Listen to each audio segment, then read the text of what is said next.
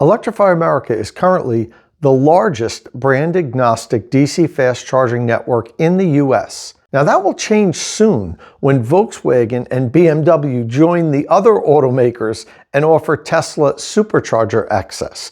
But for now, Electrify America is the largest network that EVs from any automaker can access. The company was formed by Volkswagen from the $2 billion diesel emissions settlement in 2015 and included 4 2.5-year cycles to achieve its goals of installing high-speed DC fast charging infrastructure and electric vehicle education. The company got off to a relatively rocky start back in the beginning when it began installing DC fast charging equipment because there was a lot of technical problems, a lot of downtime, a lot of broken chargers. But they have gradually been improving upon that. And I believe we're at the point now today where the network is relatively reliable. It still has its issues, but it is worlds better than what it was when they first started installing the chargers a few years back. Now, I've had the opportunity to go down and visit Electrify America's headquarters, well, their initial headquarters, which was in Reston, Virginia, and talk with their then CEO, Giovanni Palazzo, the COO, Brendan Jones, their Director of Technology, Cliff Feitzig. And that was back in 2019. And I was going to do a follow-up video about 8 months later. However, that was in December of 2019. We all know what happened in early 2020, COVID hit, and plans for my follow-up video just never materialized. And then Electrify America moved their headquarters and their Center of Excellence testing facility from Reston, Virginia to Ashburn, Virginia. And it took a while for them to get everything settled in and so forth, but they're all settled in now. And I've been invited back down to speak with their Director of Product and Program Management, Mike Buff, and also their Senior Director of Quality, Ken Tennyson. Mike and Ken are going to give me a tour of their new Center of Excellence testing facility and technology labs. We're going to sit down and have an interview, no holds barred. They said I can pretty much ask whatever I would like to. And we're going to talk Electrify America network reliability. We're going to talk about transition to NACS.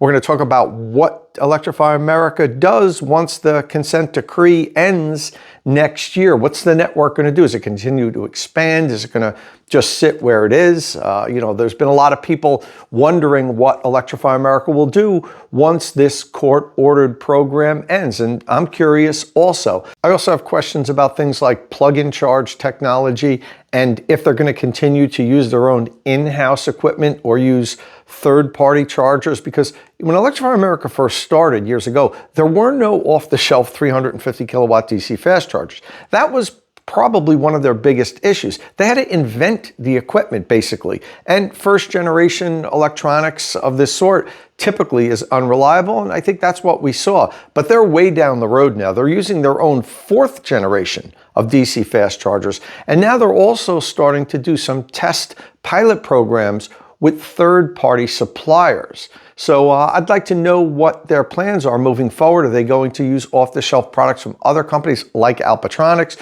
or continue to use their own in-house DC fast chargers? All right, well, with that said, let's see what Mike and Ken have to say about all these topics.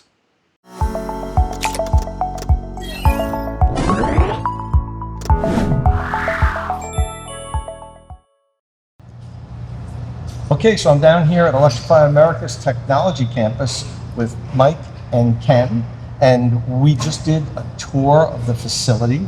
There are some things that we can see, which I'll show during the video, and there's some things that are off limits. Interesting stuff here. I can say for certain this facility is much more advanced than the previous technology center that you guys had. This is an all new facility here, and I'm actually the first journalist that they've allowed to come into the facility and do a tour. So I want to thank you guys for allowing me to be the first journalist to come in here and actually see what you guys are doing. Let's talk about why this is so important in improving customer service, improving charger reliability, and what you've done in this facility that you didn't have in the previous one. Well, Tom, first, thanks for coming in and taking a look at what we're doing here, and we're really excited to share with you all of the work that we're doing at the Technology Campus. This is really the heart of what we do from a technology standpoint. We've built out this space to really focus on driving that customer experience forward on our network. You're aware that we've had a lab, a center of excellence, starting back in 2018. We were able to move to this facility in 2023. We're currently seated in the Center of Excellence facility, and I'll talk about what that means for us. And then we're excited to share that we opened up just last year a technology development lab, which is more focused on R&D and kind of next generation products. Okay, I mentioned that there's some technology in here that you didn't have before that I found really interesting. Why don't we talk a little bit about that and why that's important and what you've learned from, say, previous generations on why you need to have this new equipment? Yeah, absolutely. Well, let's start first with the basics of what we do in the Center of Excellence. So we have our entire network represented here physically in this facility behind us. So we have 18 DC fast chargers right now. That reflects every fast charger that you could encounter on our network. And so anytime we do hardware or software release testing, we do that through this facility. We have a team of folks that will test that at the highest standards using both our own proprietary testing as well as standards-based testing. And then probably the most important part of all this is we bring it together with vehicles. So behind me you'll see a bunch of vehicles, and we have a very large fleet of electric vehicles that we will rotate through this facility as part of our release testing. We've actually worked with now up to 25 automotive manufacturers and over 45 EV models in this space. And so we're constantly testing with real vehicles and chargers on every single release that goes out. And that's kind of the core purpose of this, is testing and validating all of our products. Most recently, we've seen the need, as vehicles on the road continue to diversify, at some point we can't bring in every type of vehicle out there on the road, and that's kind of the secret sauce of being an open network, is those high levels of interoperability. So we've brought in a DC emulator, which is on the far wall behind me. I won't turn around, but and it is a really cool test asset for us, because we can create a digital signature of a vehicle and test on chargers using essentially a digital vehicle. So we could create the profile of dozens or even hundreds of different electric vehicles, and then we can simulate that vehicle back to our chargers. They can take power off the charger and create the same charging curve that the vehicle would create in the real world. And so we can actually do all kinds of testing beyond just a specific vehicle fleet that we have here in the facility. For instance, if you had an issue with an older electric vehicle, like a 2015 BMW i3, that you can't buy them anymore, but you wanted to solve something, you'd be able to create its digital fingerprint and do testing. Exactly. We can actually record the communication between the vehicle and the charger, even off-site, and then bring that back in, create a test profile, and now that vehicle lives digitally in our emulator, and we can create that charge session anytime we want. So it's a really powerful test capability that we've added. The other cool thing the emulator does is it tests against the standards. So as we bring out more and more features, we want to test all the equipment against those industry standards, including like our Plug&Charge feature that we've been working on. So we can do standards-based testing and make sure every hardware and software product that we release through this facility meets the standards. Okay. I also saw another interesting piece of equipment you have back there, environmental testing room. It looked to me like it was a big freezer, honestly. I was in the restaurant industry for a while. I was like, oh, could I go in there and get a steak? But no, there was no food in there. There was your cabinet and charger that was testing for extreme heat and extreme cold. Now, if you follow this industry, you may have seen in the past that when you came up with your new Gen 4 equipment, there was an initial problem in extreme cold temperatures. It was fixed really quickly, I think like within 2 days or something like that. Yep. But I assume that might have been part of the impetus to buy a piece of equipment like this, right? So before you put the stuff in the field, you can test it and you can tell me the temperature range and all that stuff. Yeah, absolutely. So DC fast chargers, especially in North America, they see a lot of different extreme weather situations, right? So we have a wide range from the southwest all the way to the north. So our equipment needs to work in every environmental condition on the network. And so we've invested in an environmental chamber, and as you mentioned, it's a large piece of equipment. We can put inside a full dispenser or even 2 dispensers, as well as a cabinet. And for folks that maybe don't know, dispensers, the equipment that you interact with that has the cable connected. And then we can run temperature ranges from -40°C up to well over 50°C, although our typical testing will end around 50 degrees Celsius, which is, for those that don't know, 122 degrees Fahrenheit. So we're testing our chargers live under load at 122 degrees Fahrenheit, so that should represent the hottest conditions you could see anywhere in the United States. And we can bring a vehicle right up next to that. We can put a high power session through that. We can do continuous charging. So the goal for us in this lab is we want to really put the equipment through its paces. And we want to find anything and everything that we can improve upon with our suppliers so that when it gets out there onto the network, we see high reliability, we see high uptime, all of that. Well, that's what your customers want to hear. Yeah. High reliability and high uptime for sure. Let's move on to some of the questions. It's been a while since I've had the opportunity to sit down with Electrify America, with any representative. It's been almost 5 years now. So let's do a little bit of an update. Where are we at with the number of sites, the number of dispensers? Like, what's the size of your network now? Yeah, so we've got over 5,000 chargers across a little over 1,000 sites. We're in 47 states plus the District of Columbia, and then 7 provinces in Canada as well. So we've really got a nationwide footprint, and continuing to grow that 5,000 chargers as we go into the future. We've really focused on hyper-fast charging, so 350 kilowatt charging.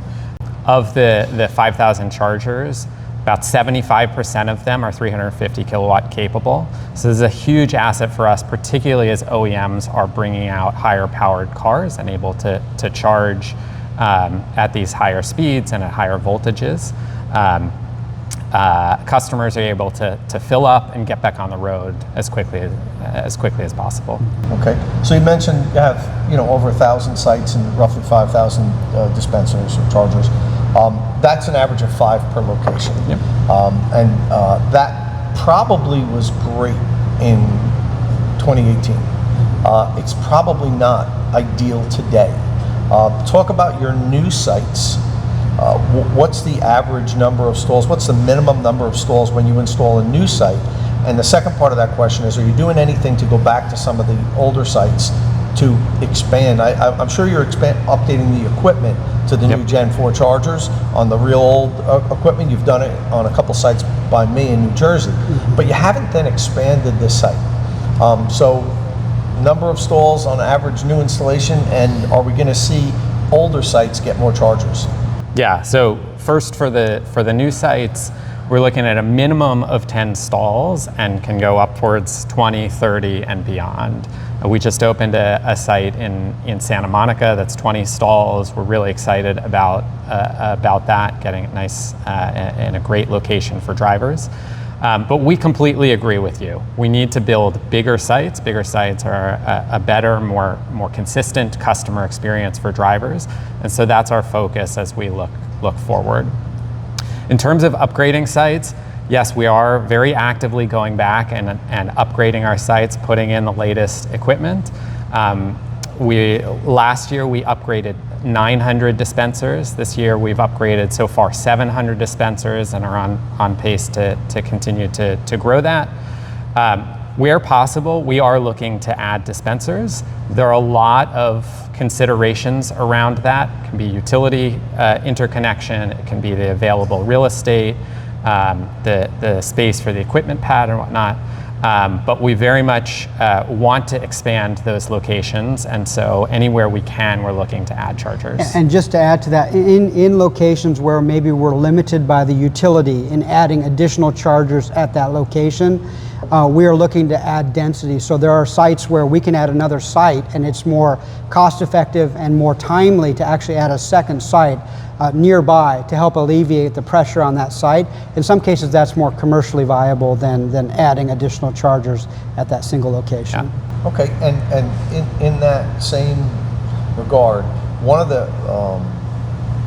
benefits of having a larger site is if there's a charger not working, if there's an issue with one or two chargers at the time, you're not really compressing. It's a 4-station site, and one or two of them aren't working.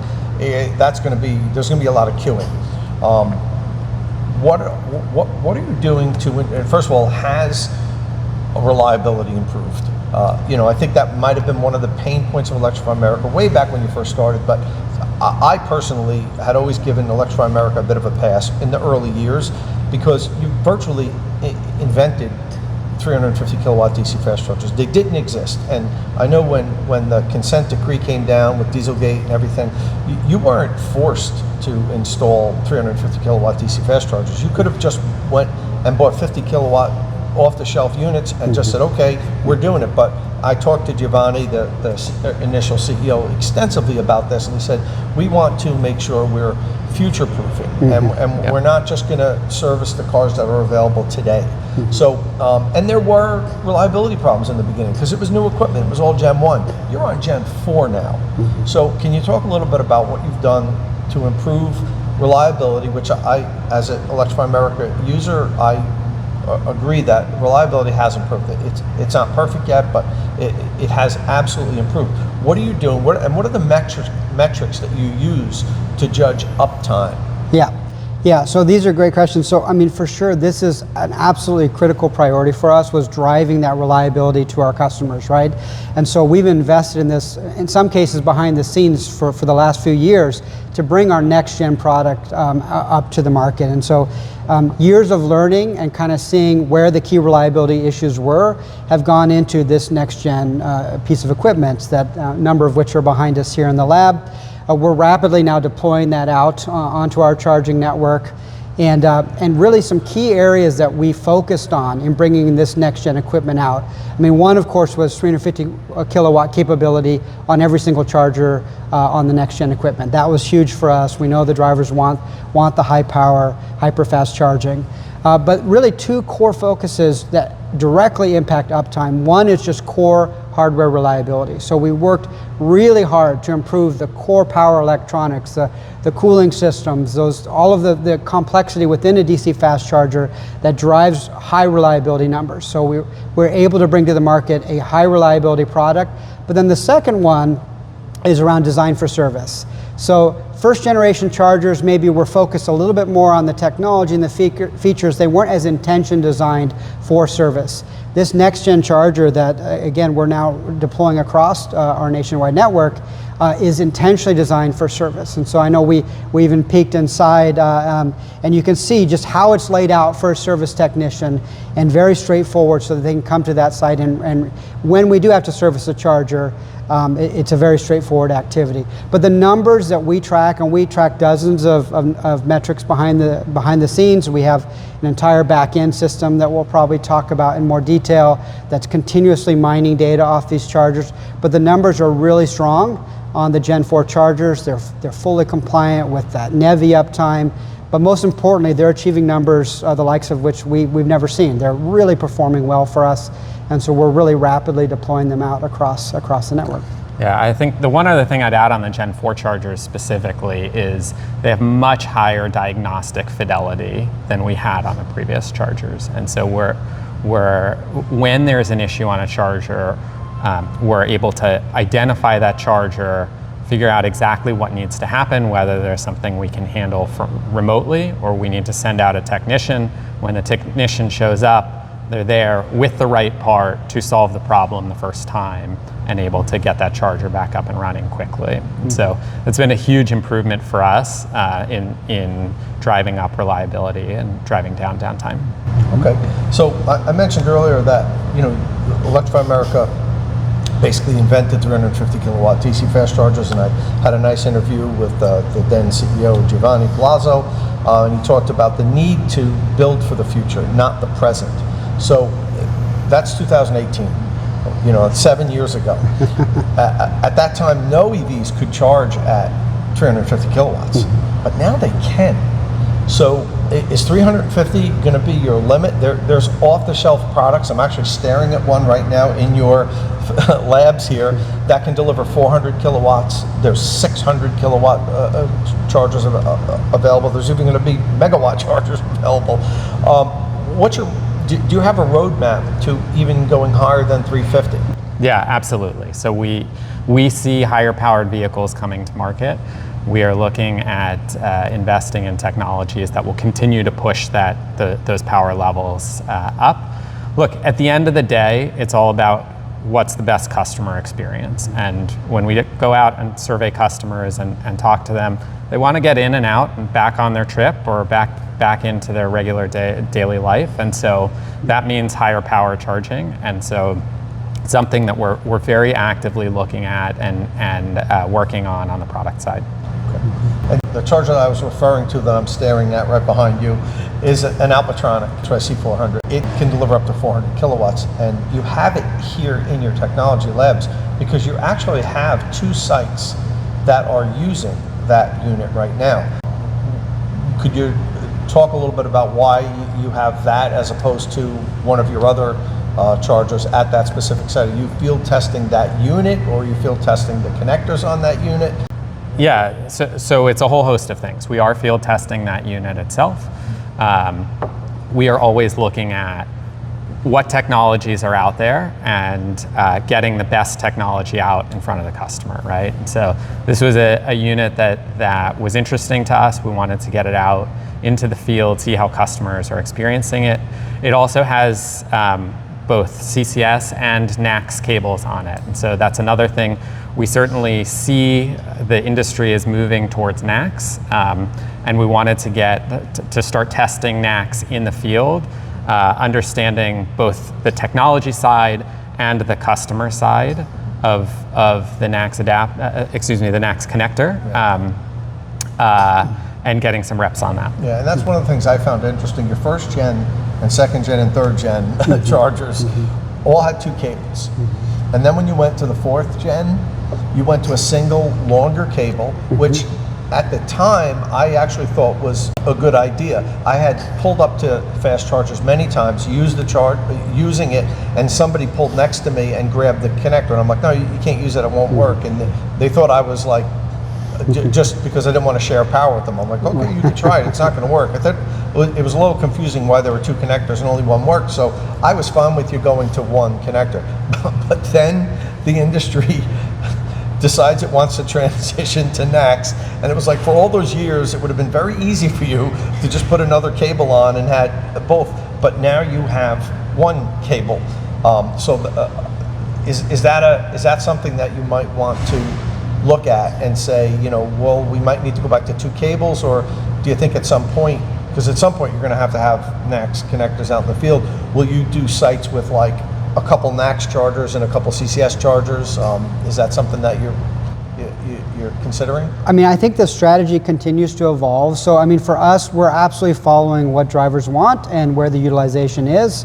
We have the technology and the capability to put whatever cable we need to on our DC fast chargers, on our next gen chargers. We have chargers here at this facility that are testing with the NACS cable on the same next gen charger. So we're absolutely able to support that. I think from a strategy standpoint, I don't know, Mike, if you want to add to that at all, but we're continuing to watch where the customer, where the driver utilization is going, and we've got a very large driver base today that's heavily dependent on the current CCS1 cables. Yeah, this is something, again, this industry changes every 18 months, right? And you've been around it a long time. I've been in the industry for 8 years now, and it's constantly evolving. The NACS transition is one of those surprises and evolutions for us, right? And so, this is why we are piloting different technologies, right? What we found is that when we roll out technology across the country, it's important to get it right? And so we want to be testing and evolving our thinking quickly, iterating and then being able to roll out the right solution for customers across the country. And so that's what we're working on right now, piloting NACS. You mentioned we've got 2 stations up today. We're going to be growing that pilot in the coming months. And so, we're going to learn from that and grow from there. Since we're talking about NACS, let's talk about adapters. Pretty much all the networks have said, we don't want you to use adapters. And I understand why. I follow that industry closely, and there are a lot of really low quality adapters on the market today, particularly those coming from China. You can go to Amazon and click, NACS to CCS1 adapter, filter by price or lowest price. It's ridiculous. There's NACS adapters for $99. There's no way you can buy a $100 NACS adapter today, and it could be a safe, high quality adapter that can handle 500 amps going through it for 10 or 15 minutes or whatever. So I understand your trepidation on allowing adapters on your network, but they're going to be used. You can't stop people from using them.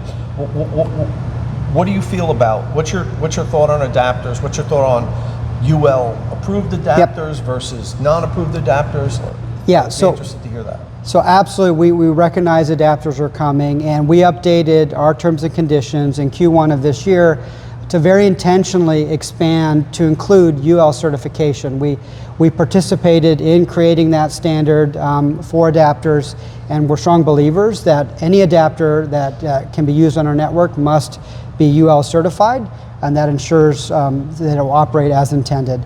Additionally, we've always held that an automotive OEM must sanction the specific adapter you use on your vehicle. And that's really important, and not all folks understand this, that some adapters may work on a particular vehicle, but it may only handle a certain power level through that adapter. And so it's really important for drivers to understand that just because you can plug it into your charge port doesn't mean you should. Like, make sure that adapter is sanctioned by the automotive manufacturer and that it bears that UL certification, and those are both terms of use for our network. Okay, so like Electron just came out with the new Vortex Plus, and it's safety certified to UL 2252, but Ford is telling me to use the adapter they're selling, which is also Electron Vortex, but it's not UL certified. I feel like, which one should I use? The one that Ford told me to use, or this new one that has been safety certified? Are you saying I shouldn't use the safety certified one that just came because Ford hasn't endorsed it? I know this is a touchy subject, but I'm getting questions a lot about this. Is it only, or is your position, we only want you to use the adapters that your OEM says to use, or can I use one that they haven't talked about, but it's past UL 2252? Our position is really clearly stated in our terms and conditions, and OEMs I know are quickly moving to certify any existing OEM adapters, but the only adapters that are authorized for use on our network must be both UL certified and sanctioned by the OEM. So, talking about congestion, we talked a little before about queuing. You started a congestion reduction pilot program, and then that went to the congestion reduction effort, which meant it was here to stay. You started out with 10 sites, it expanded. How many sites now are in the congestion reduction effort? Yeah, so we're up over 100 sites at this point today. We've gotten great customer feedback on this.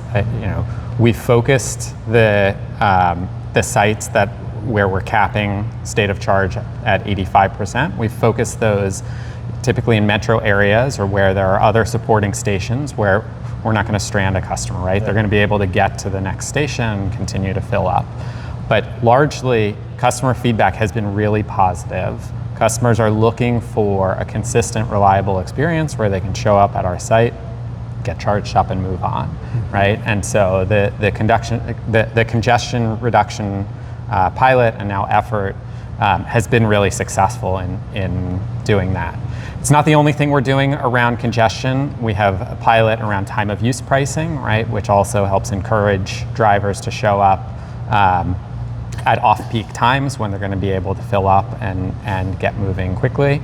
And we're looking at a couple of other technical solutions as well that may support this. But it is a challenge that we recognize. We're blessed with a lot of utilization at our sites, and grateful to our customers for that. And we want to be able to help them fill up quickly and get back on the road. Okay, yeah, and for what it's worth, I fully support that congestion reduction effort. I think it's great to put in place. I can't tell you how many times I pull up to sites, not just Electrify America, other sites, and all the chargers are taken up, and 4 out of the 5 cars are over 90%, chugging along at 10 kilowatt. Yeah. And the person's in there reading their e-reader, and I've got to get somewhere. So I think that's good, as long as it's, devil's always in the details, as long as it's done correctly and you're not putting these in sites where there's no other chargers for 150 miles, where the person with a low range EV may need to be able to get to there. So what's like the parameters? Like, do you say there has to be another charging within 20 miles or 50 miles? Do you have like a rule like that? Yeah, we have a team who looks at this very specifically, right? And before we're going to put on the 85% cap at any site, we're looking at what other chargers are around that vicinity to make sure that drivers can get from point A to point B. Okay. Let's talk a little bit about Plug&Charge. Electrify America has Plug&Charge. You might have been the first, no, I think EVgo was the first network to actually put us, so they had auto charge, but I forget now, geez, the years go so fast. But you were the first network that I used Plug&Charge on. How many OEMs now have Plug&Charge functionality with your network? Yeah, so we've got 8 today. So we just announced Nissan, so the 2026 Leaf is going to come with Plug&Charge on Electrify America. So 8 OEMs today, and that list is continuing to grow. We've actually got a number of them in the pipeline right now that are working with us through interoperability and testing, and hoping to launch those in the coming months. Okay, so I have a bit of a problem with my Plug&Charge. It works great. I have a Ford F-150 Lightning, but when I use Plug&Charge, it will not link to my Electrify America Pass Plus account. So I pay 25% more. I got a big battery with my F-150 Lightning. If I'm doing a big long charge recording, it could make the difference of like $20 in my charging.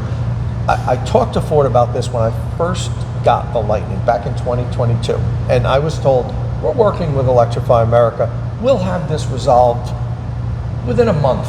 We'll be able to link the accounts. I'm not blaming Ford, I'm not blaming you, I'm blaming you both. Why can't we get the accounts to link so that I can use Plug&Charge and get my Pass Plus discount?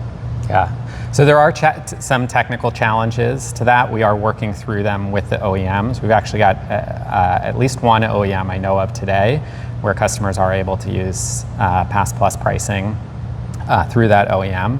But it's something that we're continuing to work on. Look, we want to make things as seamless as possible for drivers, right? And so Plug&Charge is one of these technologies that is really simple for customers. It happens to be very complex in the background, which is good, right? That enables it to be secure and seamless for drivers.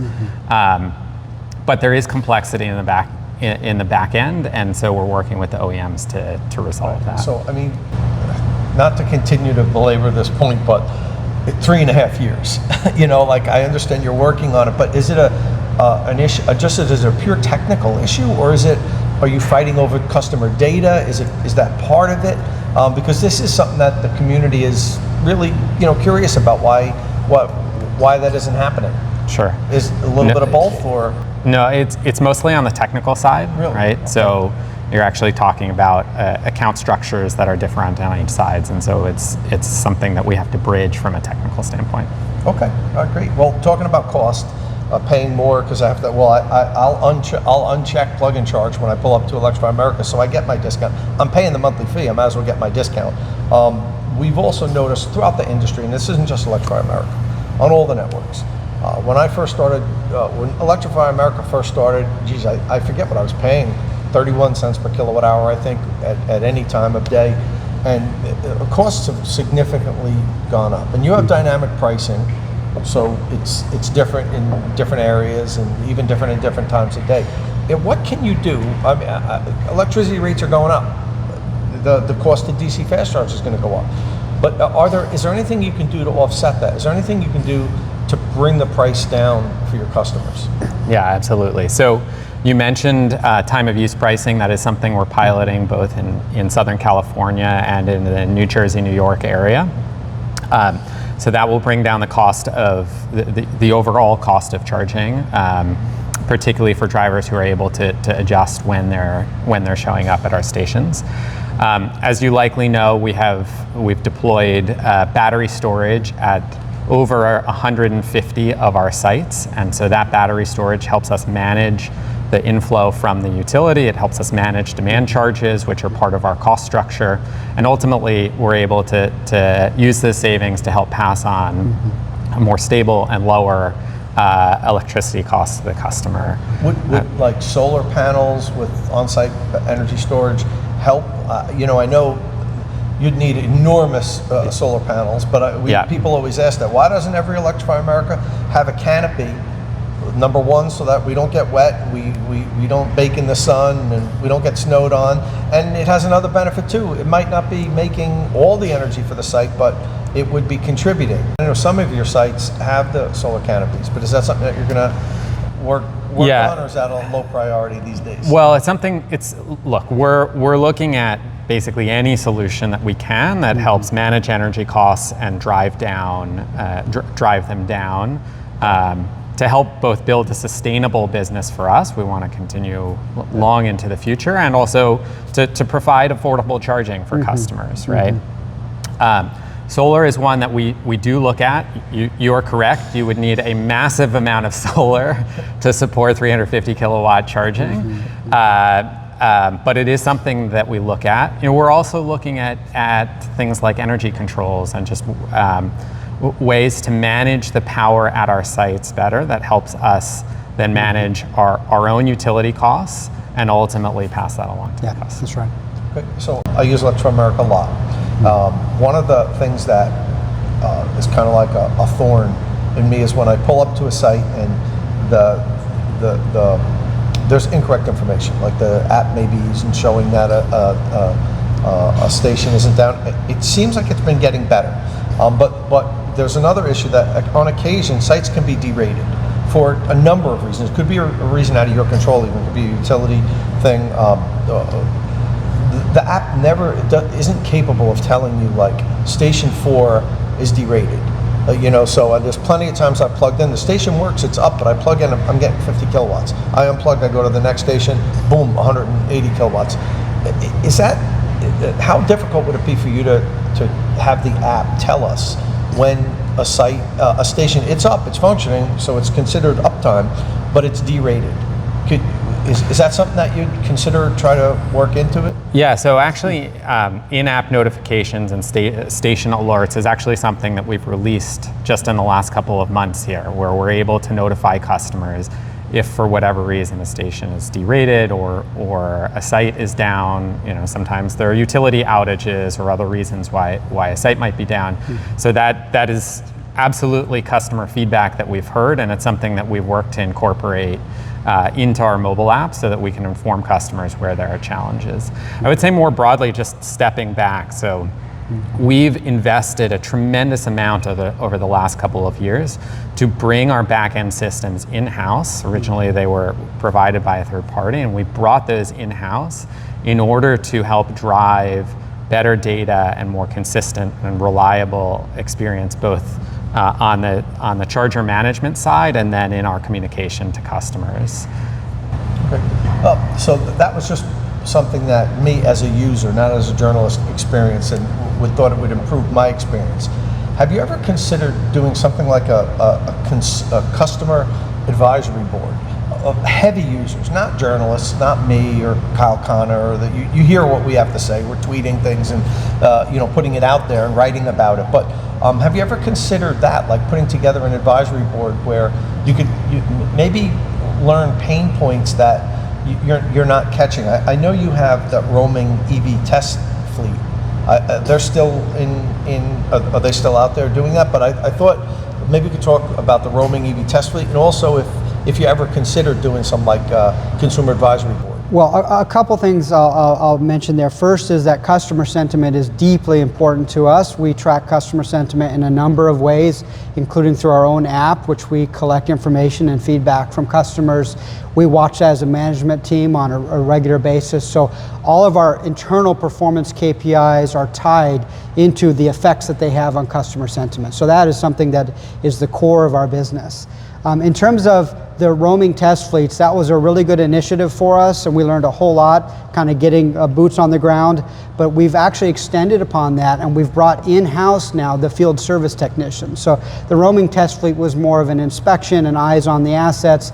We've actually now brought in-house what was previously an outsourced field service technician capabilities. So in many of our key markets now, we have our own field service technicians. They work 100% of the time on Electrify America DC fast chargers. They've become real experts, of course, on the equipment. And so by vertically integrating this and bringing it in-house, you get that subject matter expertise very quickly, you get fast troubleshooting, you get fast deployment, you get a high quality of service. And so we've really seen that driving all of these great numbers that are happening right now on our charging network, and that we measure in customer sentiment. And we're seeing absolutely tremendous impacts on the day-to-day customer experience right now on our network. Yeah. With regard to the customer advisory committee, it actually is something we're actively looking at right now. And so look for something, in the coming months around that. I think just, again, kind of stepping back, to Ken's point, customer experience is at the heart of everything we do, right? So we get very regular updates from our contact center around what are people calling in about, what are the issues that they're having, how do we resolve those. We've got folks monitoring social, so all of the big platforms, whether it's X, whether it's Reddit, Plug&Share, Google, like all of that data. When customers are providing feedback, we have folks, both AI tools and individuals, who are monitoring that and then bringing those insights back to us on the product side to say, here are the areas where we need to make tweaks and adjustments to improve that customer experience. And then lastly, we've got our own monitoring tools for the network itself, right, which are helping to give us a much better sense of what's happening on the network, to be able to get out and troubleshoot those quickly. So it's something that is really kind of near and dear to the broader company, and especially to what I do. And so it's something we're working on every day. Okay. It's amazing that I remember when Electrify America was first formed. They had 4 different cycles, each with 2.5 years. I think it was a 10-year program. It's amazing, but we're coming up to that. It's cycle 4 ends in December of next year. So you guys have made tremendous progress. I think sometimes you get maybe criticized more than you deserve. I think part of that is because you were first to industry. Really, I mean, other than the Tesla Supercharger network, that was a closed network everything was proprietary, vertically integrated. It was quote unquote easier for Tesla, in my opinion, than what you guys had to do. And there were problems in the beginning, but in my opinion, the network has improved dramatically. You still have improvements that you guys can make. But what does the future hold for Electrify America after December of next year? Are you going to continue to expand? Are you going to sit on what you have? Are you going to sell them? I've heard people say, they're just, as soon as they're done, they're going to sell the network. I mean, are you have plans to continue and expand? And maybe you can talk a little bit about that. Sure. So I don't know that everybody realizes, but literally from the beginning of Electrify America, the focus has been on building a sustainable business that continues well beyond the end of cycle 4, well beyond the end of 2026, right? We've seen other programs in the past, government programs, where when the money runs out, like the operators wash their hands, and it ends up being a really bad customer experience for drivers, right? And so from the beginning, we focused on how do we build this into a sustainable business that can continue and grow well beyond the end of cycle 4. And so, yes, we are coming up at the end of 2026 on the end of cycle 4. For us, frankly, it's business as usual. We're going to continue to expand the network and grow our footprint. We talked about higher powers and new technology. for us, this is just the beginning, really, of continuing to get out there, serve our customers, and drive EV adoption. Yeah. Okay. Well, that's pretty much what I have here for you guys today. I really appreciate you taking the time to talk to me and to allow me to be the first person outside of the first journalist to come down here and get a tour of the facility. As I said earlier, it's certainly a huge upgrade over your initial Center of Excellence, which was just kind of like one little garage with right. chargers lined up. And this is a whole massive there's different rooms, there's different parts to this, and you've got a lot more room. And it's interesting, you have every single type of charger in here that you ever used, even the old legacy ones, and even the level 2 chargers that you used to sell for home use, and the commercial ones. So you can test everything under any circumstance that you need. So I know the community isn't going to be able to see what I saw back there, but I can say it's impressive what you have here in these labs, and hopefully that translates to continuing to improve the customer experience, because that's what it's all about. EVs have enough difficulty, there's enough things fighting against them. The charging experience has to be seamless. Yeah. It has to be easy, and otherwise this whole thing's isn't gonna work. And I appreciate your efforts to continue to improve that, and hopefully we can talk again down the road and talk about your continued progress. Sounds great. Absolutely. Thanks for coming down, Tom. Thank you so much. It's been great. Mm-hmm. And once again, I'd like to thank Ken and Mike for sitting down with me for what was nearly an hour-long interview, and also to thank Electrify America for allowing me to be the first journalist to enter their new Center of Excellence and Technology Labs. And I'd like to know what you guys think about the interview. How did it go? Please leave your comments in the comment section below. You can even add questions for perhaps the next time I get a chance to talk to Electrify America. And I can't stress enough, I know I've mentioned this in the video, how important I believe it was to talk about the fact that Electrify America from the beginning wanted to sort of future-proof the industry. When they were ordered to install this infrastructure, there was no limit on how powerful the chargers needed to be. They could have simply bought thousands of off-the-shelf 50 kilowatt DC fast chargers, which, if you recall, at the time back then, that's all we had out here was 50 kilowatt DC fast chargers. Yes, Tesla had more powerful superchargers, but for the rest of the industry, 50 kilowatt was kind of the norm. But they wanted to future-proof, and so they went out and they in-house basically designed the 350 kilowatt DC fast chargers, which were the most powerful fast chargers we could use until very recently, when some higher powered DC fast chargers came out. And Tesla, with their fantastic supercharger network, which it still is the best DC fast charging network in the country and in the world, but even Tesla didn't have 350 kilowatt DC fast chargers only until recently. Just last week, they opened up their first true V4 Tesla supercharger that has more power. But up until that, the last 9 years that Electrify America has been operating, their chargers have been more powerful than Tesla superchargers. They haven't been more reliable, but they've been more powerful. So I think Electrify America needs some credit for helping push the industry towards very high power DC fast charging. Now, I can't give them all the credit in the world, because we know in the beginning there was a lot of reliability issues, but it was Gen 1 on all this equipment, and it was kind of expected. I think what wasn't expected was that it would take as long as it did to get to the point of reliability where they're at now, and they still need to actually improve a little bit upon it. We still see chargers down a little bit longer than what they should be, in my opinion, and I think maybe rolling the trucks and getting the chargers up and working faster might be something that the EV community would appreciate. But we'll continue to talk with Electrify America, and hopefully that'll continue to improve. But where it is right now, as far as what I see and what I use, the network is pretty reliable. I almost never have a problem when I go to Electrify America chargers anymore. Pretty much everywhere I go. The biggest issue that I have is some of their older sites don't have enough chargers, and you have to wait. But for the most part, at least the locations I go to, for the most part, the chargers are working just fine. Okay, well, that's pretty much all I have here today on my visit down in Virginia with Electrify America. But I do want to point out that this infrastructure series is going to continue. And that's because next week I'm going down to North Carolina to visit IONA's headquarters and talk to them about their network updates. So look for that video in about a week and a half. And listen, if this is your first time here at State of Charge, please hit that subscribe button and ring the notification bell so you don't miss any upcoming electric vehicle news and reviews. And as always, thanks for watching.